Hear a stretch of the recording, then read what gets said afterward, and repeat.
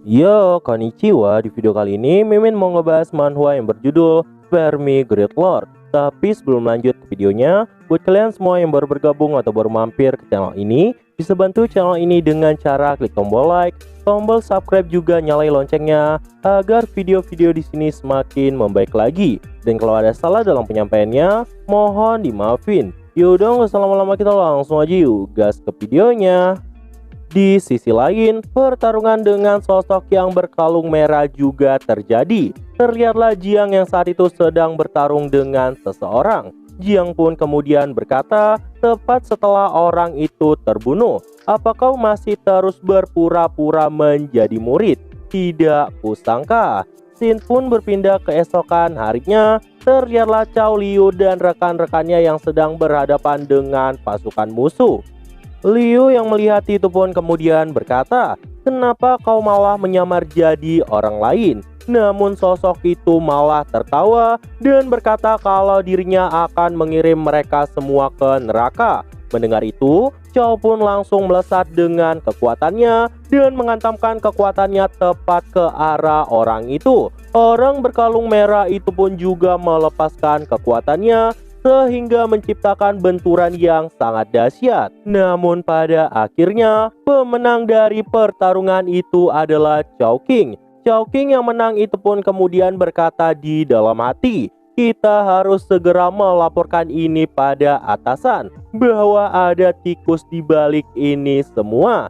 Tikus yang mereka maksudkan adalah sosok yang berpura-pura menjadi orang lain. Dan di sini Cao pun menganggap murid yang sendirian pasti akan dalam bahaya. Di sisi lain, satu-satunya murid yang sendirian ternyata cuma Lusu. Lusu saat itu kembali mengambil buah beri tanpa memperdulikan para tupai yang sebelumnya menyerangnya. Lusu pun kemudian berkata, "Sudah kubilang aku akan kembali mengambil buah ini. Aku adalah pria yang menepati janjiku. Ayo lawan aku jika kau berani, wahai makhluk kecil." Mendengar itu, para tupai yang marah itu pun langsung berlari menuju Lusu dan melempari Lusu dengan bebatuan mereka. Lusu yang terus berlari itu malah meledek mereka dan bilang kalau serangan mereka nggak ada yang mengenainya. Sampai pada akhirnya, Lusu pun berhasil lari dari para tupai itu. Dan sampailah Lusu di sebuah tebing. Lusu pun saat itu melihat orang-orang yang sedang berlari. Lusu pun berkata di dalam hati, "Akhirnya aku bertemu dengan teman sekelasku dan aku akan sedikit santai." Lusu pun saat itu melihat orang-orang itu yang dikejar oleh pasukan tengkorak. Lusu pun saat itu berkata di dalam hati, ternyata sudah ada yang mati. Melihat Lusu yang saat itu cuma diam di sana, mereka pun berkata agar Lusu ikut kabur bersama mereka. Namun Lusu yang tahu kalau ada rekannya yang mati itu pun malah tersenyum dan langsung membantai semua para tengkorak itu. Melihat itu, murid-murid yang lain pun sangat terkejut karena Lusu menghancurkan mereka dengan sangat mudah. Mereka pun mulai bertanya-tanya apakah Lusu adalah murid dari kelas khusus. Dari mana dirinya dapat kapak sekuat itu? Lusu pun saat itu tiba-tiba dipegang oleh sosok tengkorak. Melihat itu, rekan wanita itu pun berkata, "Haruskah kita membantu dia?" Namun, lelaki yang ketakutan itu pun berkata kalau mereka harus menunggu Lusu mengalahkan semuanya. Dan setelah pertarungan yang sangat panjang, Lusu pun berhasil mengarahkan para prajurit tengkorak itu. Melihat itu, rekan pria tadi pun mengucapkan makasih dan memperkenalkan diri mereka pada Lusu. Tetapi Lusu malah menutup mulutnya dan berkata kalau itu tidak penting karena Lusu sama sekali nggak tertarik. Rekan pria yang mendengar itu pun terus memohon agar dilindungi oleh Lusu. Mendengar itu, Lusu pun menjadi kesal karena dirinya nggak dibiarin pergi oleh mereka. Mereka pun pada akhirnya meminta kapak dari Lusu agar mereka bisa kabur dari sana. Lusu yang mendengar kata-kata mereka pun langsung melempar kapak itu dan berkata di dalam hati, "Kau harus waspada ketika kau pikir kau bisa mendapat sesuatu dari langit." Setelah itu, Lusu pun pergi meninggalkan mereka semua. Dan setelah Lusu pergi meninggalkan mereka, Lusu pun kembali berkata di dalam hati, "Aku bukanlah pahlawan. Aku akan pulang dan bertemu dengan Xiao Yu." Dan tepat setelah kepergian Lusu, rekan wanita itu pun berkata, "Kenapa dirinya memberikan kapak ini semudah itu pada kita? Dan sekarang kita harus memilih untuk siapa yang akan memegang kapak itu." Namun tiba-tiba sesuatu yang mengejutkan terjadi di sana. Scene pun berpindah ke beberapa hari kemudian. Terlihatlah Guru Si bersama dengan awakener sebelumnya yang ternyata bernama Swan sedang berbincang-bincang. Guru Si saat itu berkata, "Sepertinya prajurit tengkorak itu punya pemimpin.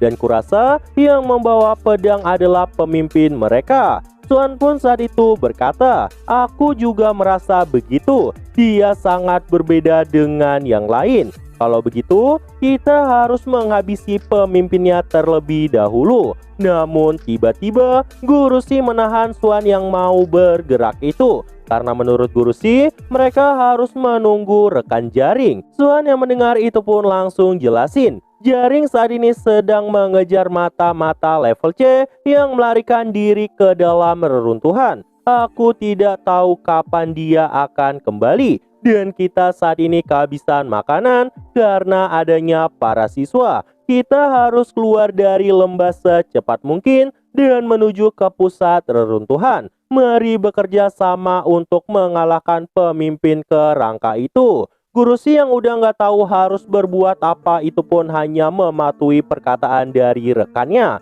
Namun tiba-tiba datanglah seseorang ke sana yang tidak lain adalah Lusu. Lusu yang melompat dari atas tebing itu pun langsung menghancurkan prajurit tengkorak itu. Guru Si yang melihat Lusu masih hidup itu pun sangat terkejut dan dengan cepat langsung turun untuk membantu Lusu. Di sisi lain, Lusu yang sedang bertarung itu pun kemudian berkata di dalam hati, "Aku mendengar sesuatu dari atas gunung. Apakah itu adalah kerangka yang lain? Kalau begitu, aku harus cepat keluar dari tempat ini." Lusu pun saat itu terus menebaskan tombaknya ke arah prajurit tengkorak itu dan membuat kumpulan prajurit tengkorak itu pun binasa. Dan setelah prajurit tengkorak yang ada di depan terbunuh, Lusu pun langsung melesat untuk membunuh pemimpinnya. Satu serangan tombak dari Lusu pun berhasil membunuhnya. Namun gak lama, Guru Si yang datang itu pun langsung memanggil Lusu.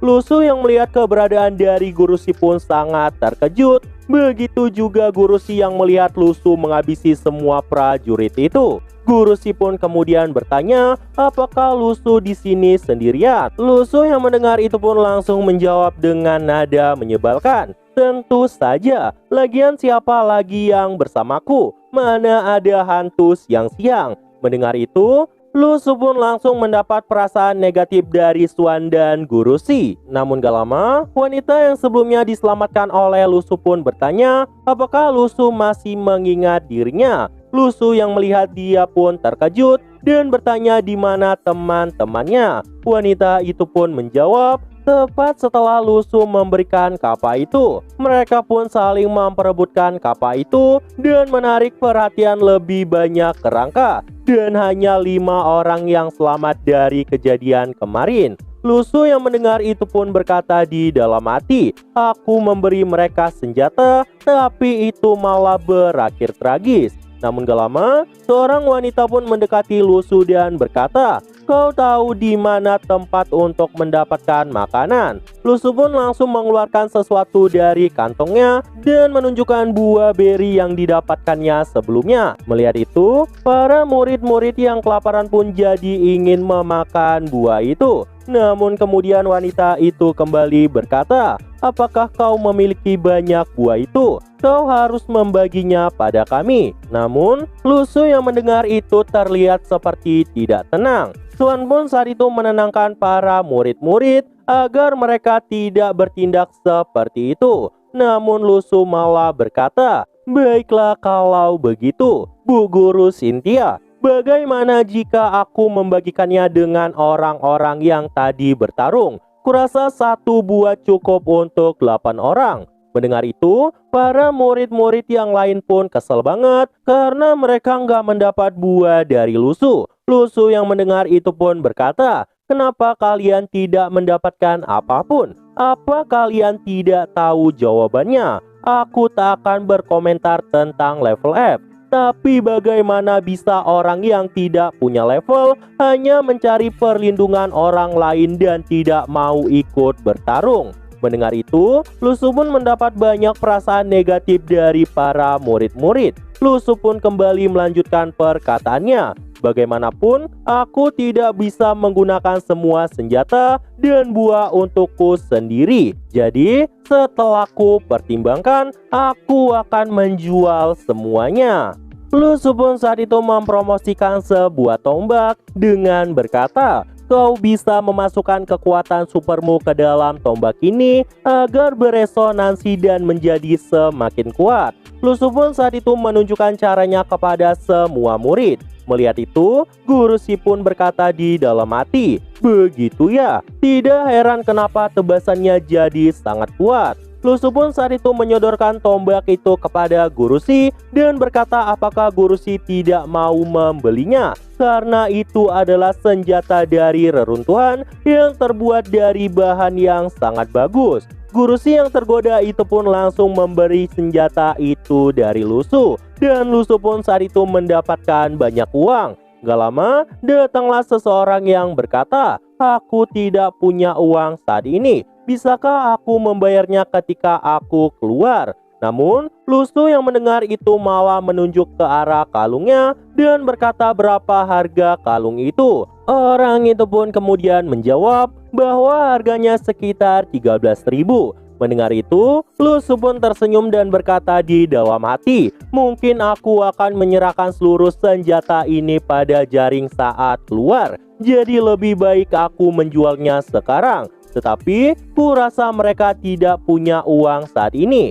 Lusu pun saat itu berkata pada semuanya, "Senjata ataupun buah, kalian bisa menukarnya dengan barang kalian." Para murid yang mendengar itu pun langsung menukarkan barang-barang mereka. Bahkan ada yang sampai menukarkan cincin pernikahan. Suan pun saat itu juga menukarkan barangnya yang sebenarnya nggak terlalu mahal. Tetapi Lusu malah memberikan itu kepada Suan. Melihat itu, seseorang pun memberikan 3.000 kepada Lusu dan meminta sesuatu yang bagus. Lusu yang menerima uang itu pun mencari sesuatu dan memberikan sebuah kapak kepadanya. Melihat kapak yang diberikan pada Lusu, dia pun bertanya kenapa dirinya dapat kapak padahal telah membayar lebih dari 2.000 seperti Suan. Mendengar itu, Lusu pun berkata, "Kau tidak bekerja keras seperti Liu dan Suan.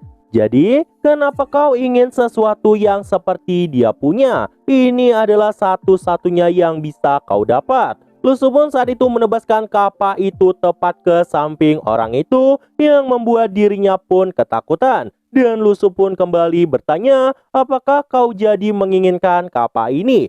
Jika tidak, aku akan memberikannya kepada orang lain."